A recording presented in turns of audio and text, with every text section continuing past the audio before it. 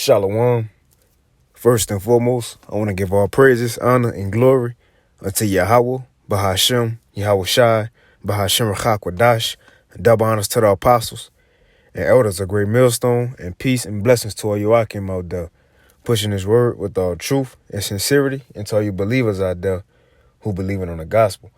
And it's the brother Quara Abad from the GMS Houston camp. And I just want to go into a fairly quick lesson, and just speak about our walk in this truth. You see, because it ain't just around, brothers that we supposed to actually live what we believe in, and live what we teaching. It ain't just around believers either, but it's around everybody. You see, even our family members who don't believe, we got to watch every step. You see, around heathens, people at our job, co-workers, all that. We have to watch every step we take. And that's in the world in general, without the truth, but more so in this truth, man. Because why? We have more to lose. In this world, you're going to lose it anyway. In this world, you're bound to lose it anyway, especially if you're an Israelite. But look, it's like Apostle Gabal always say, being in this truth, right? In the ministry is like walking on a tightrope. Every step got to be calculated.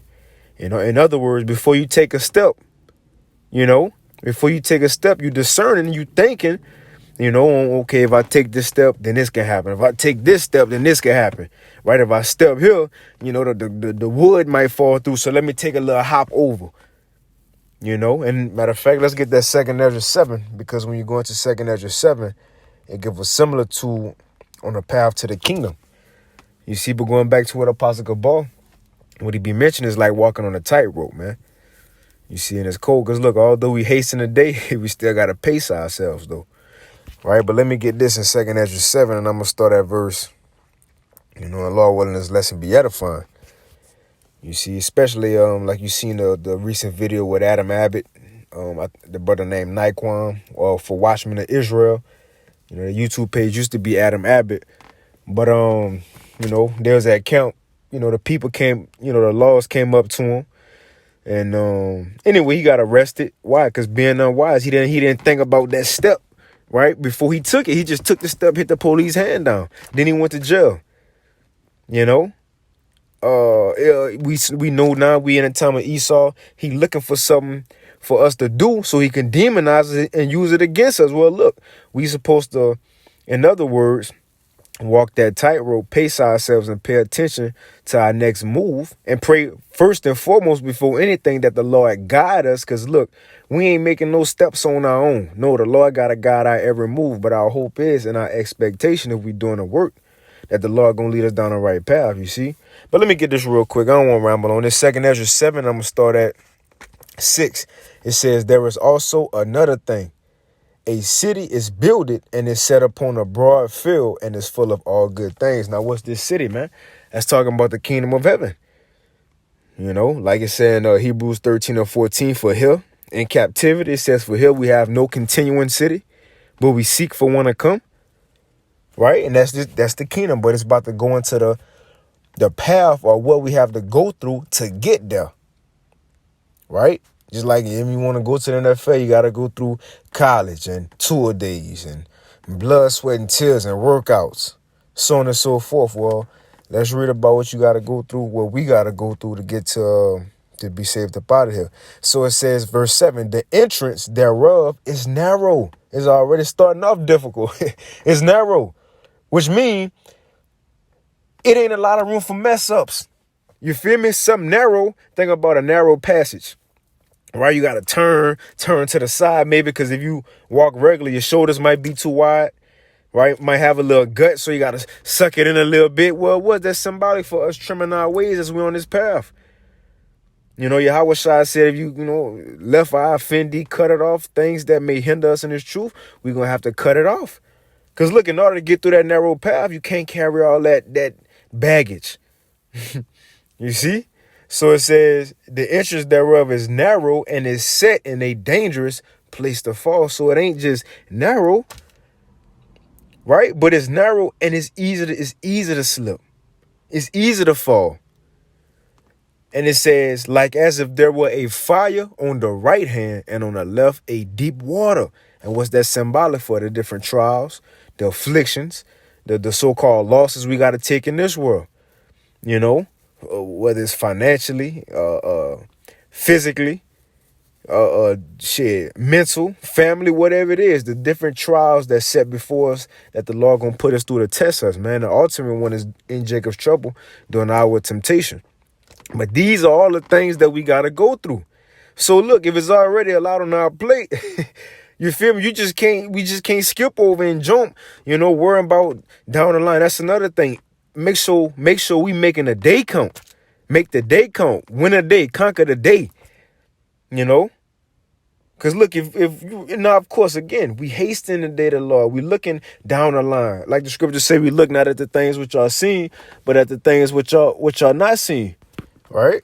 But let me get what the Lord Yahushua said. This is Matthew 6, going over what I'm touching on. I don't want to stray away from the point,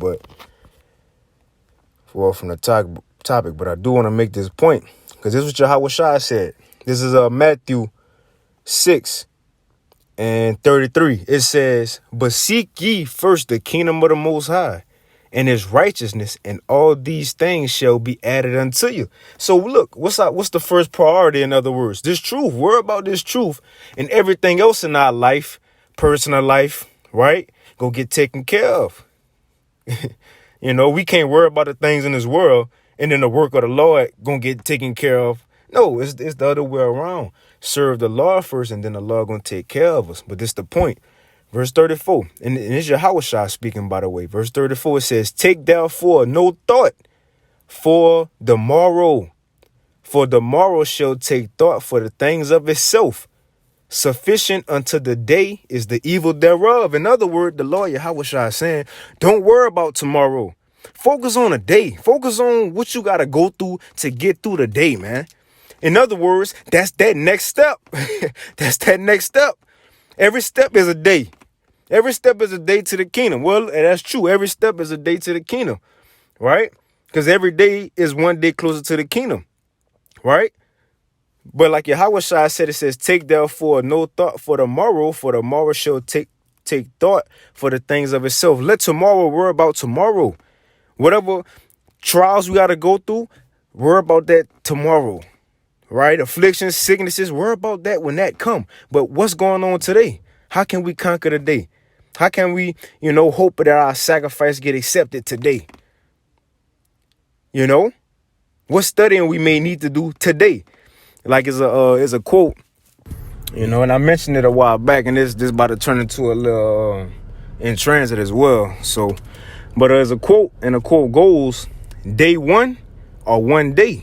You see, day one or one day, meaning what? If you got a goal to do something, it's either day one or one day. And day one is you starting today, right? Today you marking on the calendar, boom, day one. I'm getting to it. But one day I'll get to it, right? One day I'll make the change. No, like the Everest commercial. No, do it now. Call a number now, right? Call a number now. That's that day one, man. So in other words, worry about today. That's that step, right? But so like, I ain't want to go off into a little rant. Let's go back to 2nd Ezra 7. The 2nd Ezra 7 and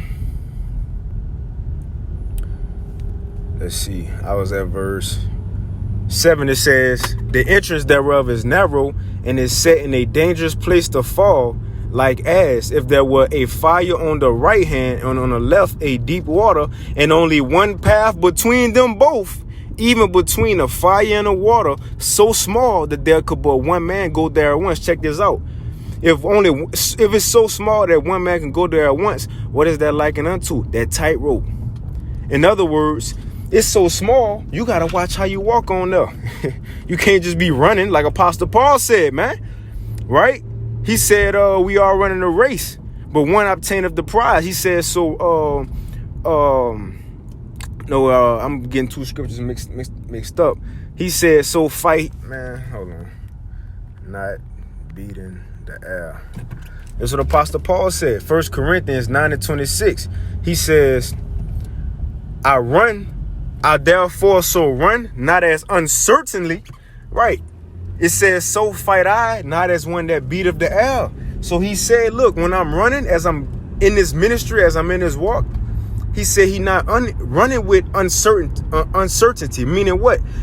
He got a goal, he got a mission, he know what he got to do. He ain't just running just to run, like Forrest Gump. Right? He ain't Forrest Gump. Forrest Gump was just running.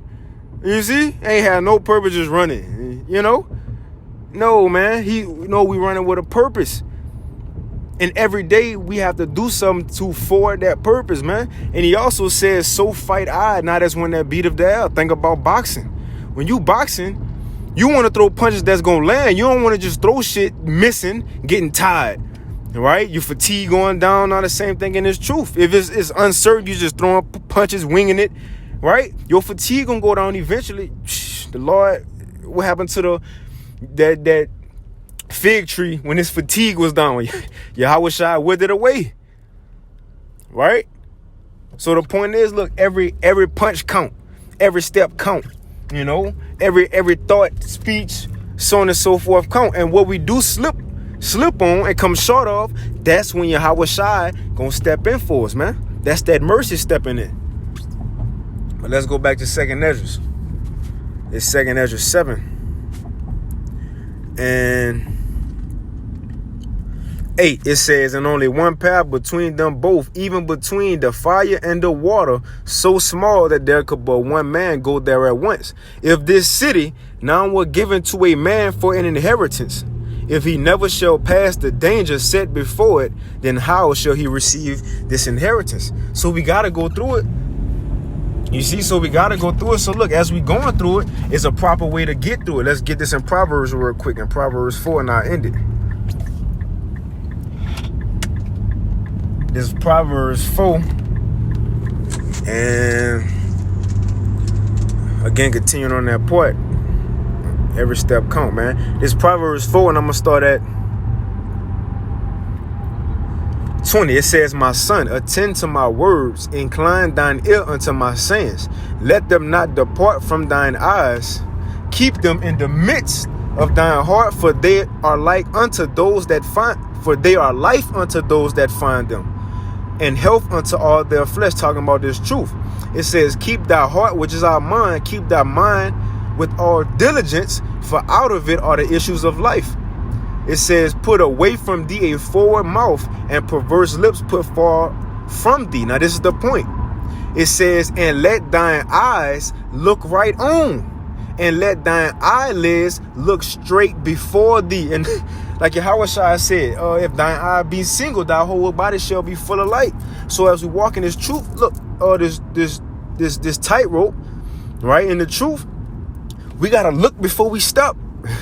That's what the scripture just say. Let thy eyes look right on, and let thine eyelids look straight before thee. It says, ponder the path of thy feet, and let all thy ways be established. You see, so look, before we even take a step, we have to look before we step. That's a saying in the world. Translating to this truth, we have to think before we do things. And look, I'm speaking to myself first and foremost. You know, I did things hastily, presumptuously, but that, again, that's where Yahweh Shai got to come in, maybe through judgment or maybe through a brother, and correct that, man. There's a reason. Trimming ways. Trimming is good. It could be trimming bad, like you got 2/3, they change the doctrine and, trim their ways. But we also trimming our ways so we can make sure we're able to fit through that narrow path, man. But it says, Proverbs 4:25, let thy eyes look right on, and let thy eyelids look straight before thee. So pay attention to what's in front of us. Don't look back, like Apostle Paul said in Philippians 3, man. He said, forgetting those things which are behind and looking forward, right? Looking forward to those things which are before us. So look, fuck what done happened. Your slip ups, your mess ups, the just man fell 7 times. Worry about that to get back up again, right? Worry about correcting that, man. But it says, look straight before thee, ponder the path of thy feet, and let all thy ways be established. So if you look if we pay attention before we act, then shit, that's the guidance of the Lord. Like it says, be patient with thou art changed to a lower state when it's time to make a decision. We pray to the Lord that he give us, look, the wisdom to apply it in the earth on how to go about that decision, how to have a proper discernment, man. You know, and we all got our different lots and so on and so forth. But I'm going to finish. It says, and turn not to the right hand nor to the left. Why? Because on one side is fire, one side is water. And it says, remove thy foot from evil, man. But I just wanted to go into that, you know, real briefly. Lord willing, this lesson was edifying. I want to give all praise, honor, and glory unto Yahweh, Bahashem Yahweh Shai, Bahashem Chakwadash, double honors to the apostles and elders, a great millstone, and peace and blessings to all you I came out there, pushing this word with all truth and sincerity, and to all you believers out there who believing on the gospel. Hey, keep fighting, keep pushing. And with that, shalom.